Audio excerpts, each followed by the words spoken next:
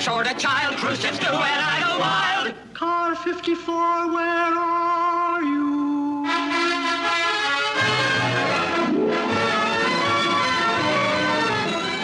Tonight's program brought to you by Camay, secret of soft skin. And by Lava, the soap that gets hands clean right down to the fingernails.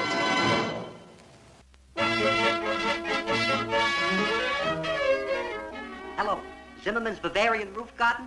I would like to speak to Mr. Zimmerman.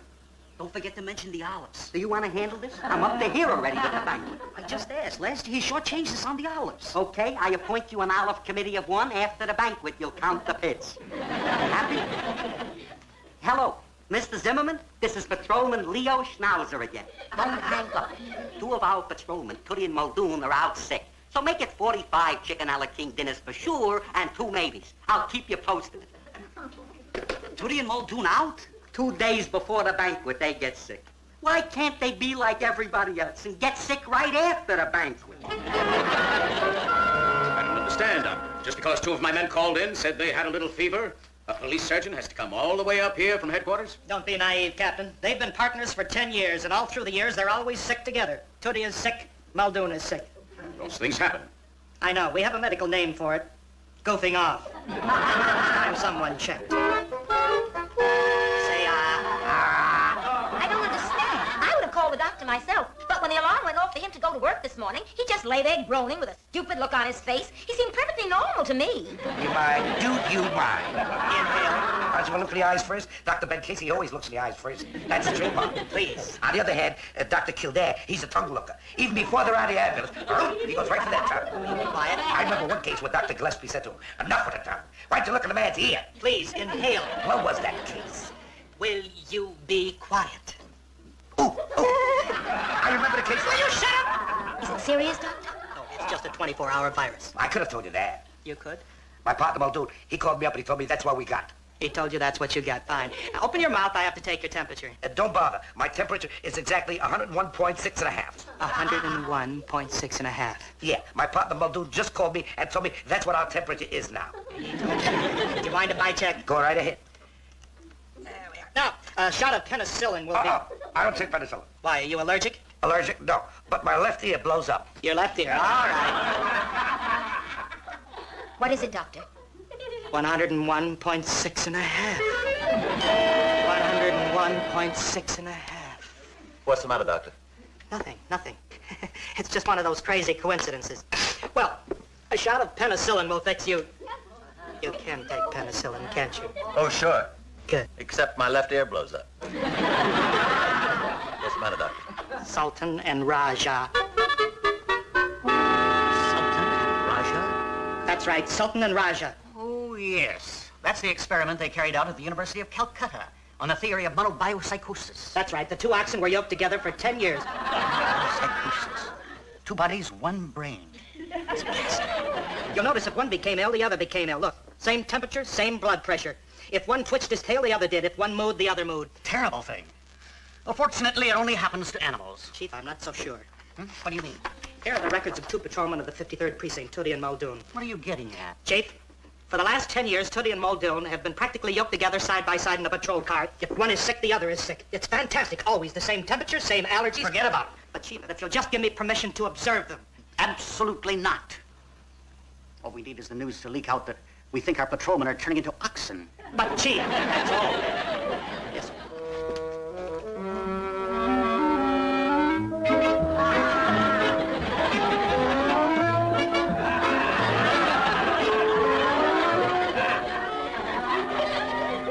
Meisner, Yes, sir.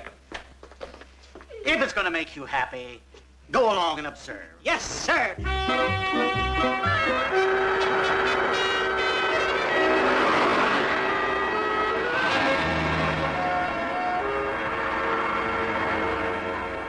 Just pretend I'm not here, boys. I just want to check to make sure there's no after effects of that virus. Right, Doc.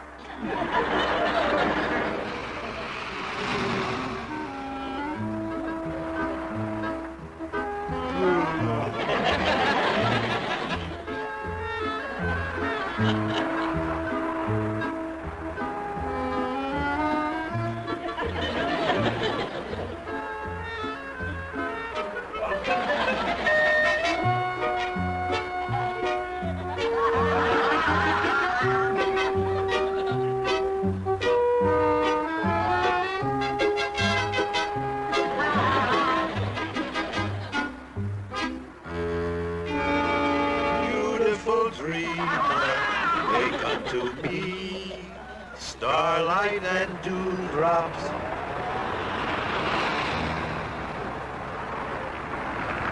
are waiting for thee. Gee, it was frightening. Every movement identical. It was like sitting in an ox cart behind Sultan and Raja. They're making out their reports now.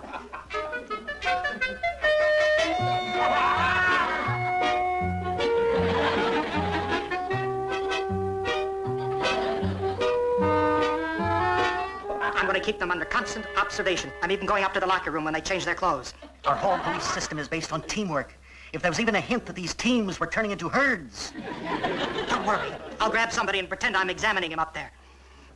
Well, Doctor, back again, I see. Who is it this time? Yeah. What's the matter? I don't know yet.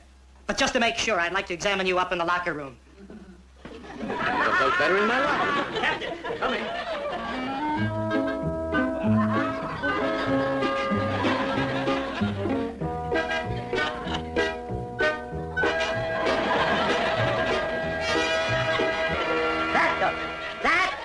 Here's the seating arrangement. I resign. All we asked was to change to a different table. It's just a little change. Just a little change. 3 weeks I was up all night planning this seating arrangement.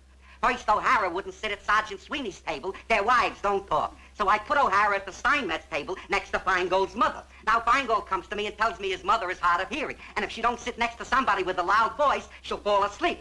So I have to go to table 16 to get a loud voice to sit next to Feingold's mother. The loud voice turns out to be Sergeant Abrams, whose wife is wearing the same dress as Mrs. O'Hara. So I switched the O'Haras to table 19 and put the Svensons at the Jensen table. So everything's fine. So what happens? Feingold calls me up and tells me his mother just got a hearing aid. And if that loudmouth Abrams sits next to her, he'll blow her eardrum out. You're gonna sit where it says you're gonna sit. Did you hear me? Hold it down, will you, boys? Sorry, Captain. It's out.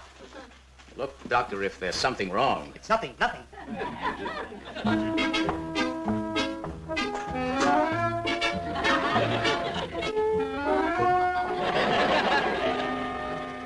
Found something wrong, huh, Doctor? Nothing, nothing. Nothing. Say, boys, Yes, Captain. the team relieving you was called on special duty at the UN. You'll have to go right back on. Sure thing, Captain. I better call Lucille till I won't be home for dinner. Yeah. I'll change our schedule. Doctor? Say, Hello, Lucille. We pulled extra duty tonight, so I won't be home for dinner. I'll eat dinner with Muldoon, like always. But the laundryman is there. You want me to hang on? Sure. Sultan and Raja. Ooh, ooh. I love animal stories. 2 oxen yoked together for 10 years. What's written on this margin here? Same as Tootie and Muldoon. They flicked their tails at the same time. Tootie and Muldoon scratched their heads at the same time. Conclusive evidence of monobiopsychosis. 2 bodies, 1 brain. Hello? Hello? Hello? Oh, Lucille. Oh, yeah. Look, I'm coming home for dinner. No, I'm not eating with Muldoon. Must we do everything together? Make corned beef and cabbage. I know it smells up the neighborhood, but I got a yen for corned beef and cabbage. Goodbye. Hey, you and Muldoon are back, huh? Yeah. Takes more than a virus, and I got a couple oxes like you. What made you say that? What made me say what? Did you notice anything? What's going on? Oh, nothing. Nothing. I'll see you out in the car. This guy's flipping. Hello, Andy? I gotta call my mother and tell her I'll be late. Yeah, will you get me my house?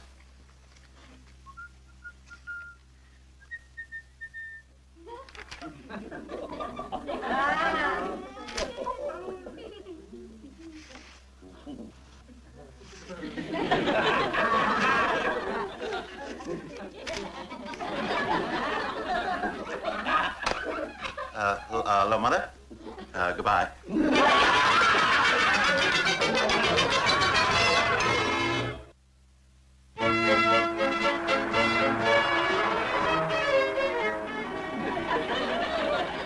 Sorry I have to spend so much time observing you, but these virus cases can get serious. Just pretend I'm not here.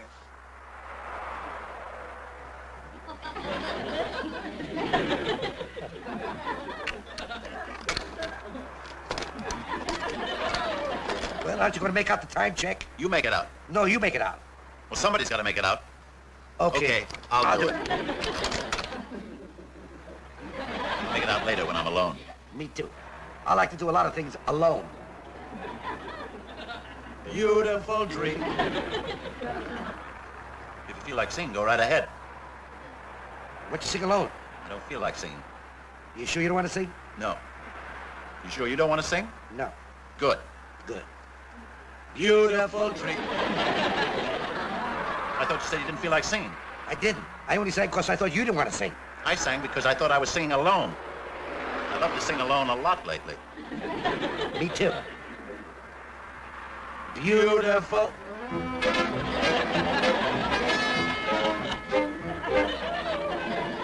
Of course they're struggling to be different. They're human beings. Instinctively, they demand to be individuals. All right, if you want to keep observing them for a while, go ahead. You'll just prove to yourself that a man is not an ox. This is the last straw. The last straw. After 10 years of sitting together with Muldoon at every function, suddenly you want to sit somewhere else? That's right. Change me to another table. Separate you and Muldoon? It took me 2 weeks to figure out the arrangement, so it came out boy, girl, boy, girl, boy, boy. 10 years of boy, boy is enough. And if you don't change me, I'm not coming. Doctor? You're all right. How can I be all right if you keep examining me? You're all right. Now what? Now what? All I asked was, what is Gunther eating at the banquet? Chicken a la king. I'll have lamb chops. Lamb chops. He wants lamb chops. Come on, Muldoon, it's a package deal. Yeah, we're all eating chicken a la king. Sure, and we all wear the same uniforms. And all day we sit next to each other in the same car, make out the same reports, sing the same songs. Do we have to eat the same things? We're individuals, not oxen. Doctor. Did you hear him? Did you see how he opened up a mouth? Lamb chops. What's the matter with that Muldoon? Who knows? Hey, Leo. Yeah. Well, I'm glad you explained it, Doc. Not that I was worried, but after reading about Sultan and Raja... My fault. I just jumped to conclusions. But after all, everything you do is so similar. I know. You see, Doctor, it's Gunther. I'm kind of smarter than he is, and he kind of looks up to me. I'm what you could call his, idol. So he keeps copying everything I do. Very common in close friendships. Sorry I scared you. I better explain it to Tootie. Say, Leo, Yes, Captain. I haven't been feeling too well lately. You haven't? No, so at the banquet tomorrow night, just put me down for some crackers and milk. Crackers and milk. No, Schnauzer. It's nothing serious. It's just that I haven't been feeling too well lately. Crackers and milk. Oh, actually, I knew what this was about all the time. You did? Yeah. You see, Muldoon is a wonderful guy and my best friend. But he has no personality. Me, I'm a natural born leader. And he sort of idolizes me. And he copies everything that I do. Oh, he does? Well, you ready to go? Yeah. Sorry I scared you, fellas. In case anything comes up, you can reach me down at headquarters. What a relief. Not that I was worried about that Sultan and Raja report, but... How about those two stupid oxes? When they fed Sultan in New Delhi, Raja burped in Bombay. See, what are you having for dinner tonight? Corned beef and cabbage. Cabbage. You only have that on Wednesday nights. Yeah, I know, but I had a yen for it tonight. Come on.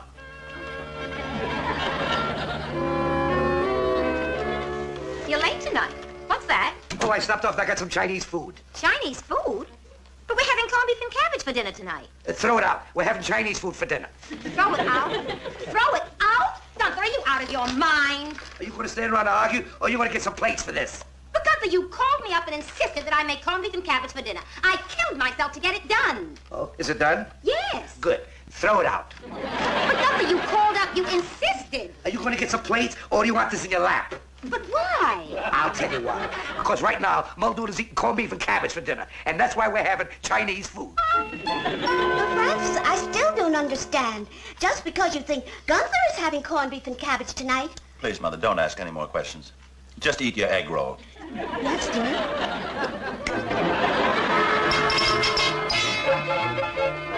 Gunther, will you stop fighting it? Sit down and watch television. No. That copycat Muldoon, he knows that I'm watching television, and that's what he's probably doing right now.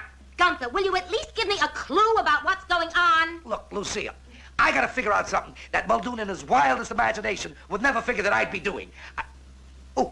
What is it? I got it. I'm gonna read a book.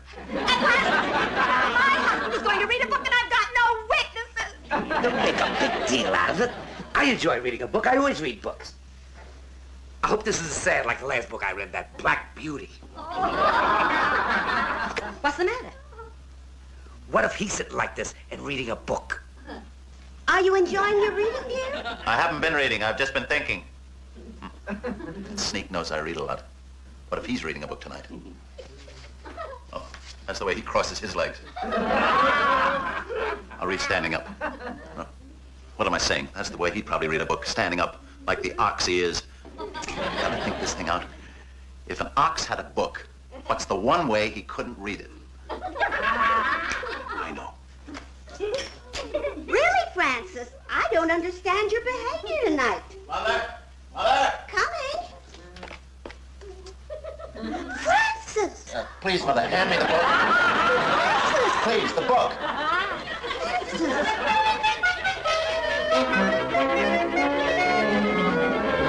Listen, America. I, Lucille Hesselwhite, who had the choice of any eligible bachelor in the East Bronx, a Hunter College graduate, I married a kook. Step up, America, and meet my husband.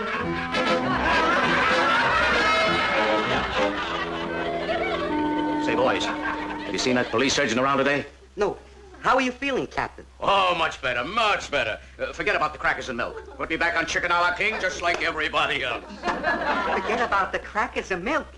It took me 2 hours to argue with Mr. Zimmerman.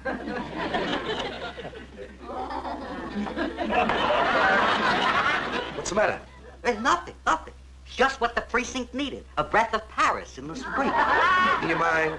Do you mind if somebody wants to dress like an individual, not part of a herd? What's going on? What's...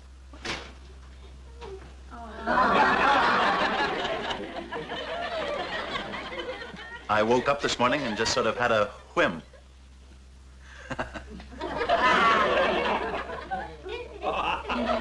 What's going on? You're asking me? Copycat. You're a copycat. I'm a copycat. Who told you I was going to dress this way? Nobody. I just woke up and felt like dressing like this. And I felt like... Francis. What the... We both felt. We gotta stay calm. Take it easy. My neck hurts. Your neck hurts. Yeah, I was reading a book last night. How could you hurt your neck reading a book? You wouldn't believe it, but I was standing on my... We gotta go call that doctor. Yes, dear. Yeah, oh, I feel much better now. No, I didn't hear anything from downtown, so no news is good news. You know, I think the whole thing was just in my mind.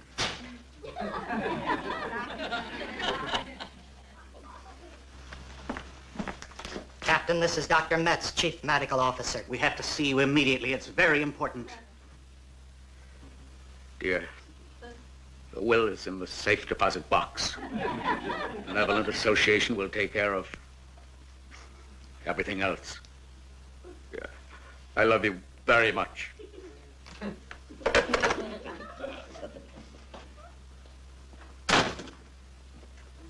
Yes, gentlemen? Something serious has come up. It's time you were told. Let's get it over with. How long have I got? What do you mean? Please don't sugarcoat it. No hearts and flowers. Give it to me straight. Okay. Tuddy and Muldoon are in trouble. You see, Captain, they saw a medical report and imagined themselves into a mental state. You mean I'm all right? You're in perfect health, but Tuddy and Muldoon, they're imagining their close association has turned them into a pair of oxen. But I'm all right. Captain, don't you realize the horror of it? Two of your men merging as one brain. Poor Tuddy and Muldoon. I'm all right, huh? Captain, we've got to do something quick. We must split up Tuddy and Muldoon. We must split up. Oh, no. You can't do that. I've tried it. It's impossible. They're such close friends. Close friends? But they're so different. Their lives are so different. Tuddy is married and Muldoon is a bachelor. That's it. What? We've got to get Muldoon married. Muldoon married? There's only one surefire, never-failing thing that breaks up the friendship between two men. Their wives. Wait. The banquet tonight. Nicholson mentioned a cousin of his wife from Bismarck, North Dakota. Look, this is the best I could do. It's the best he can do. She should be here any minute. The bus from Bismarck was due an hour ago. If you think I'm standing around waiting for some grip that you picked up in North Dakota. After all the girlfriends of mine that I've introduced you to. I don't even know what she looks like. Well, with your taste, I can imagine. Francis, Stay away from him, Gunther. He wants to live a life of his own. Let him. Oh, Lucille. She's just not your type. Lucille, you never even met her. Now, you stay out of this. Excuse me. Where can I find Francis Muldoon? I'm Francis Muldoon. I'm Mrs. Nicholson's cousin, Linda McPherson. How do you do? How do you do? This is Mr. and Mrs. Tootie. How do you do? How do you do? Come this way, my dear. Francis, she's simply beautiful. Oh, my dear, they're never going to let you out of our sight. Doctor?